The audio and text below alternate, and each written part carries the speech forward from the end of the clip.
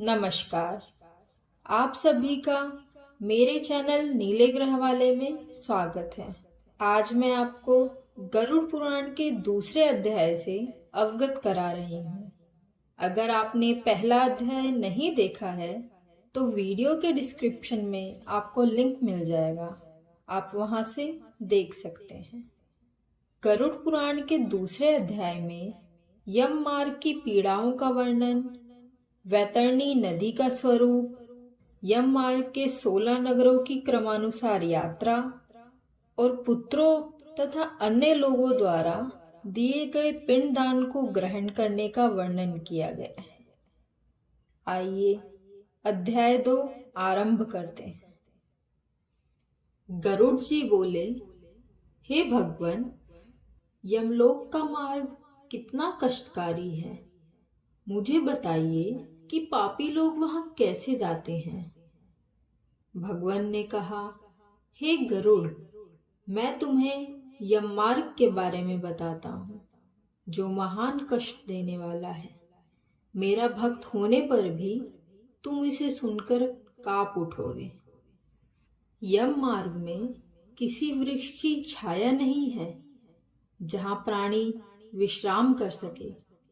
उस रास्ते में कोई भोजन या अन्य वस्तु नहीं है जिससे वह अपने जीवन की रक्षा कर सके। वहां कहीं जल भी नहीं दिखता जिसे सबसे अधिक प्यासा प्राणी पी सकता है। वहां प्रलय काल के समान 12 सूर्य जलते रहते हैं। उस मार्ग पर चलते समय पापी को कभी बर्फीली हवाएं सताती हैं, कभी पैरों में कांटे चुभते हैं और कभी जहरीले सांप डस लेते हैं।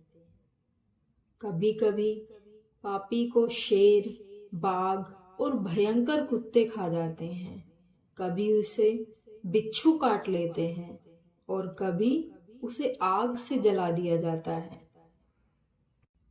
फिर वह असीपत्र वन नामक अत्यंत भयानक नरक में पहुंचता है, जिसका विस्तार 2000 योजन बताया जाता है। वह वन कौओं, उल्लुओं, चमगादड़ों, गिद्धों, गिलहरियों और नर्तकियों से भरा हुआ है। वह चारों ओर आग से घिरा हुआ है और उस जंगल में तलवार के समान पत्ते उसके टुकड़े टुकड़े कर देते हैं। कभी वह अंधे कुएं में गिरता है, कभी किसी कठिन पहाड़ से गिरता है, कभी चाकू की धार पर चलता है, कभी कील पर चलता है।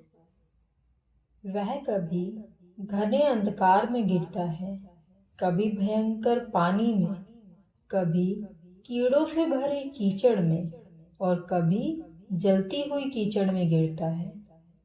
कहीं गर्म रेत से ढका हुआ तो कहीं धधकते तांबे के पत्थरों से, कहीं कोयले के ढेर से और कहीं उसे अत्यधिक धुएं से भरे रास्ते पर चलना पड़ता है। कहीं अंगारों की बरसात होती है तो कहीं बिजली के गिरने के साथ साथ ओले भी गिरते हैं। कभी खून, कभी हथियार और कभी गर्म पानी की वर्षा होती है। कभी नमकीन कीचड़ की वर्षा होती है, कभी गहरी खाई होती है, कभी पर्वत शिखरों की चढ़ाई होती है और ऐसे ही कई गुफाओं में प्रवेश करना पड़ता है। कहीं घना अंधेरा, कहीं दर्द के साथ चढ़ने लायक चट्टानें, कहीं मवाद, खून और मल से भरे हुए तालाब हैं। यम मार्ग के मध्य में अत्यंत उग्र एवं भयानक वैतरणी नदी बहती है। क्या इसमें कोई आश्चर्य की बात है कि वह देखने में कष्टदायक है? उनकी बातें डराने वाली है। यह 100 योजन चौड़ा है और इसमें मवाद और रक्त बहता है। किनारों का निर्माण हड्डियों के समूह से होता है, अर्थात इसके किनारे पर हड्डियों का ढेर लगा रहता है। मांस और रक्त से सनी हुई उस नदी को कष्ट सहकर पार करना पड़ता है। वह नदी जो अत्यधिक गहरी है और पापियों द्वारा कष्टपूर्वक पार की जाती है, कठिन है क्योंकि वह बालों से भरी हुई है। यह विशाल मगरमच्छों से घिरा हुआ है और सैकड़ों प्रकार के क्रूर पक्षियों से घिरा हुआ है। हे गरुड़, पापी को आते देखकर नदी कड़ाही में तेल की तरह उबलने लगेगी, आग और धुएं से भर जाएगी। वह नदी सुई जैसे मुंह वाले भयानक कीड़ों से घिरी हुई है। यह नदी वज्र के समान चोंच वाले बड़े बड़े गिद्धों और कौवों से घिरा हुआ है। वह नदी कीड़े मकोड़ों, मगरमच्छों, कीड़ों, मछलियों, कछुओं तथा अन्य मांसाहारी जलीय जीवों से भरी हुई है। बहुत से पापी जो इसके प्रवाह में गिर जाने पर चिल्लाते हैं, हे भाई, हे पुत्र, हे पिता। इतना कहकर वह बार बार विलाप करता है। पापी प्राणी भूख और प्यास से व्याकुल होकर रक्त पीते हैं। वह नदी झागपूर्ण रक्त के प्रवाह से ढकी हुई, भयानक, अत्यंत गर्जना करने वाली, देखने में कष्टदायक तथा भयानक है। उनके दर्शन मात्र से ही पापी लोग मूर्छित हो जाते हैं। बिच्छुओं और काले सांपों से भरी हुई नदी के बीच में गिरे हुए पापियों की रक्षा करने वाला कोई नहीं है। पापी इसके सैकड़ों, हजारों भंवरों में फंसकर पाताल में चले जाते हैं।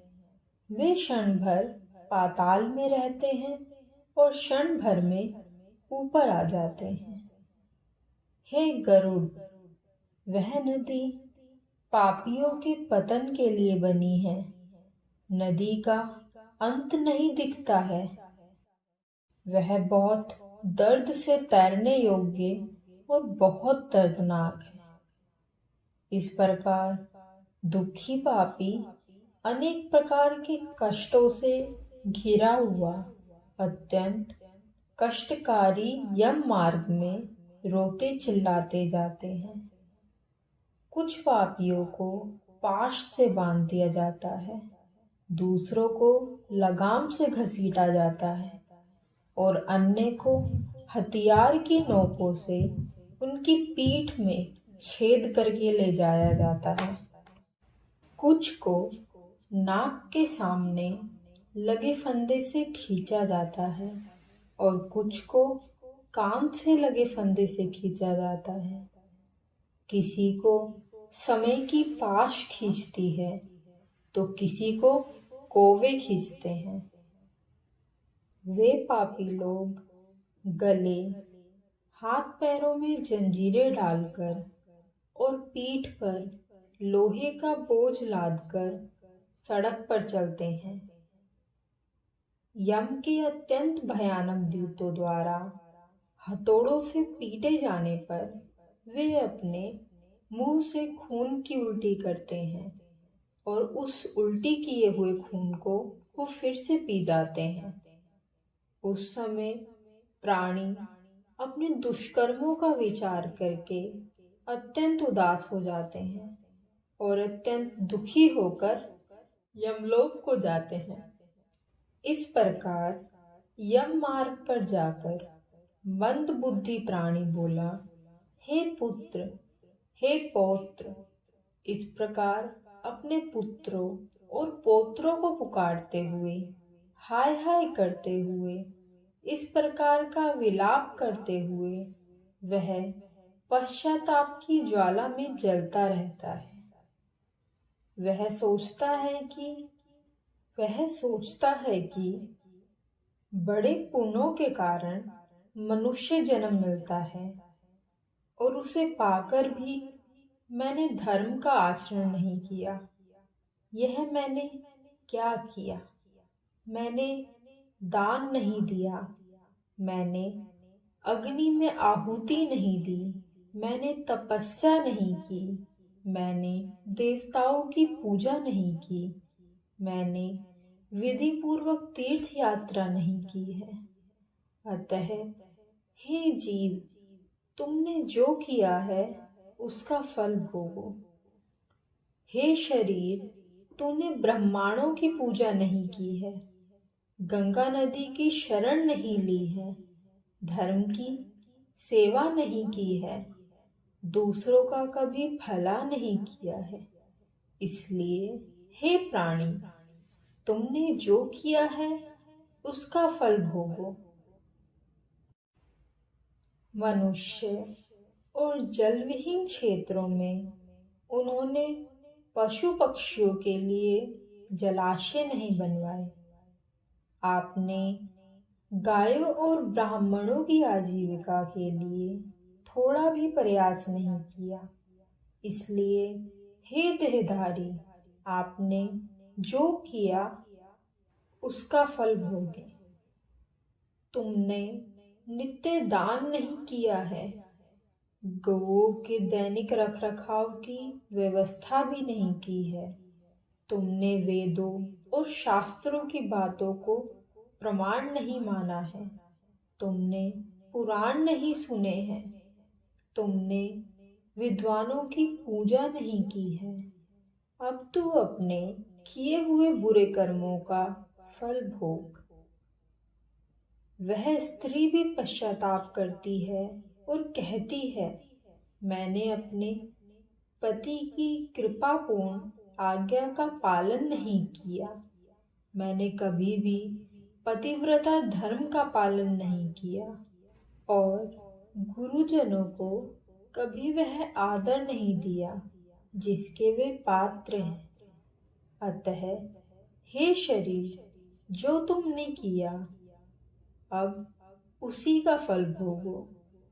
उसने अपने एकमात्र पति की धर्म बुद्धि से सेवा नहीं की और पति के मरने पर अग्नि में प्रवेश करके उसका पालन नहीं किया, वैधव्य प्राप्त नहीं किया और त्याग का जीवन नहीं जिया।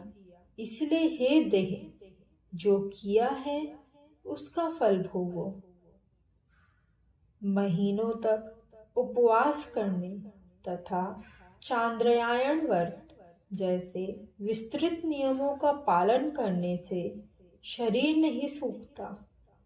उसने अपने पिछले जन्मों में किए गए बुरे कर्मों के फलस्वरूप अनेक प्रकार के कष्ट भोगने के लिए स्त्री शरीर प्राप्त किया था। इस प्रकार अपने पूर्व शरीर को स्मरण करके अनेक प्रकार से विलाप करते हुए, चिल्लाते हुए कहते हैं कि मेरा मनुष्य जन्म शरीर कहाँ चला गया। इस प्रकार 17 दिनों तक वह वायु की गति से अकेला यात्रा करता है और 18वें दिन वह सौम्यपुर शहर में जाता है। उस सुंदर और उत्कृष्ट सौम्यपुर में बहुत सारे भूत रहते हैं। वहां पुष्पभद्रा नामक एक नदी और एक बहुत ही मनमोहक दिखने वाला बरगद का पेड़ है। उस नगर में यम के दूत विश्राम करते हैं। वहां वह दुखी होकर उन सुखों को याद करता है जो उसने अपनी पत्नियों तथा पुत्रों के माध्यम से भोगे थे। जब वह अपने धन, नौकरों और पोते पोतियों के बारे में सोचने लगता है तो वहां रहने वाले यम के सेवक उससे इस प्रकार कहते हैं, धन कहाँ है, बेटा कहाँ है, पत्नी कहाँ है, दोस्त कहाँ है, रिश्तेदार कहाँ है। अरे मूर्ख, जीव अपने कर्मों का फल भोगता है। अतः दीर्घ काल तक यमराज के इस मार्ग का अनुसरण करो। तुम्हें यह पता था कि तुम्हें उस रास्ते पर चलना ही है और उस रास्ते पर कोई लेन देन भी नहीं किया जा सकता। यह रास्ता बच्चों को भी पता है। हे मनुष्य, क्या तुमने यह नहीं सुना? क्या तुमने ब्राह्मणों के मुख से पुराणों की बातें नहीं सुनी? इस प्रकार हथौड़ों से पीटे जाने पर, गिरते और भागते समय जीव को जबरन रस्सियों से खींचा जाता है। यहाँ वह अपने पुत्र पौत्रों द्वारा स्नेह अथवा अनुग्रह से दिए गए मासिक पिंड का भक्षण करता है। इसके बाद आत्मा सौरीपुर के लिए प्रस्थान करती है। उस सौरीपुर में काल का रूप धारण करने वाला जंगम नाम का राजा है। उसे देखकर प्राणी डर जाता है और आराम करना चाहता है। उस नगर में पहुंचकर जीव अपने संबंधियों द्वारा दिए गए त्रिगुण अन्न तथा जल को खाकर उस नगर को पार करता है। फिर वह शीघ्र ही प्रेत नागेंद्र भवन की ओर जाता है और वहां भयानक वनों को देखकर दुखी होकर रोता है। निर्दयी दूतों द्वारा खींचे जाने पर वह बार बार रोता है और 2 महीने के अंत में दुखी होकर वहां जाता है। अपने रिश्तेदारों द्वारा दिए गए पिंड, पानी और कपड़ों का आनंद लेने के बाद उसे बार बार यमराज के सेवकों द्वारा खींचा जाता है और रस्सियों से ले जाया जाता है। 3 महीने में वह गंधर्वों के नगर में पहुंचता है, जहां वह त्रैमासिक प्रसाद खाता है और आगे बढ़ता है। 4 महीने में वह शैलगमपुरा पहुंचता है, जहां शव पर भारी पत्थरों की बारिश होती है। वहां वह चतुर्थ मासिक पिंड खाकर कुछ सुखी होता है। इसके बाद 5वें महीने में प्रेत क्रौंचपुर पहुंचता है। क्रौंचपुर में स्थित वह प्रेत वहां अपने रिश्तेदारों द्वारा दी गई 5वीं मासिक भेंट खाता है और फिर क्रूरपुर की ओर चला जाता है। 5.5 महीने के बाद शरीर और बर्तन की 16 मासिक भेंट से संतुष्ट होकर उन्होंने आधे पल के लिए वहां आराम किया और दूतों द्वारा भयभीत होने पर दुख से कांपते हुए उस पुर को छोड़कर वह चित्र भवन नामक पुर में जाता है, जहां यम का छोटा भाई विचित्र नाम का राजा शासन करता है।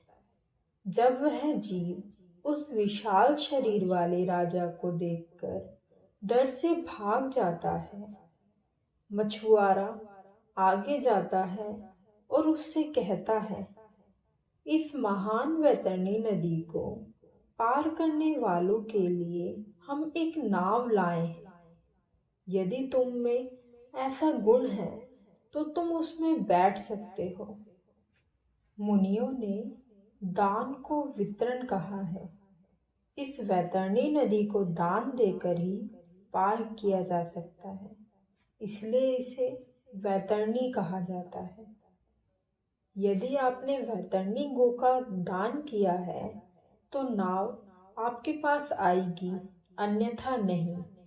उनकी ऐसी बातें सुनकर प्रेत ने कहा, हे भगवान, उस प्राणी को देखकर नदी उबलने लगती है और उसे देखकर वह प्राणी बहुत रोने लगता है। जिस पापात्मा ने जीवन में कभी दान नहीं किया वह उस वैतरणी नदी में डूब जाता है। तब आकाश में भ्रमण करने वाले दूत उसके मुंह में कांटा डालकर और उसे मछली पकड़ने वाली छड़ी से मछली की तरह खींचकर नदी को पार करवाते हैं। वहां 6 माह के पिंड को खाने के बाद उसे बहुत भूख लगती है और वह विलाप करता हुआ अपने रास्ते पर चलता रहता है। 7वें महीने में वह बहापतपुर जाता है और वहां अपने पुत्रों द्वारा दिया गया 7वां मासिक पिंड खाता है। हे गरुड़, उस पुर को पार करके वह दुखद नामक पुर में जाता है। वह आकाश मार्ग से होकर जाता है और बहुत कष्ट उठाता है।